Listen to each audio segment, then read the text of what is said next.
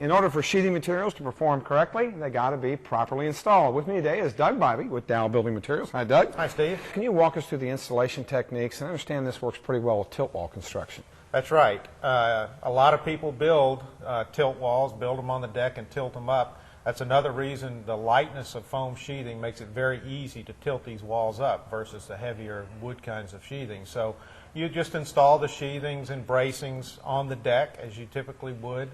You just put it up over the studs and nail it. You can use plastic cap nails, roofing nails, staples, and put those about 12 inches on center around the perimeter of the board and about 16 inches in the field. Butt the boards tightly together and it's easy.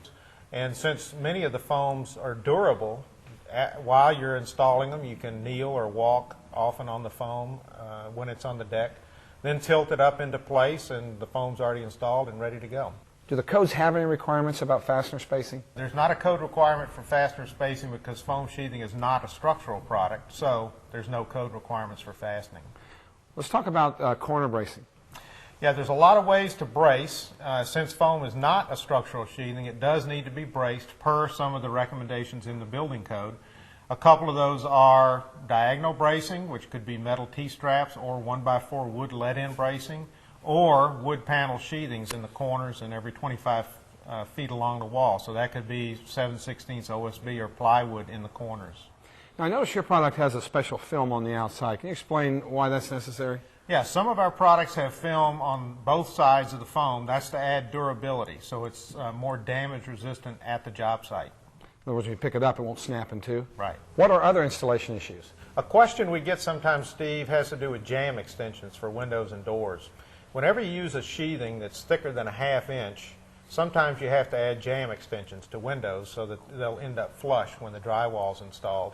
So we get some questions about how do you handle that. Well, it used to be, when it was not common to have thick sheathings, that you'd have to buy and install separate jamb extensions to the insides of windows.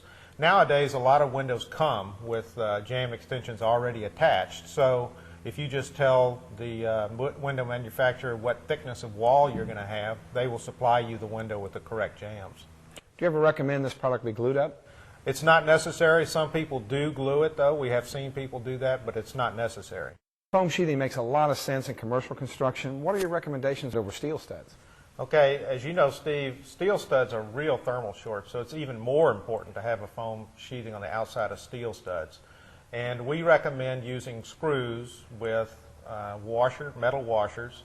And if you use a 1-inch head metal washer, then you can put the screws as you would nails, which is 12 inches around the perimeter and 16 in the field.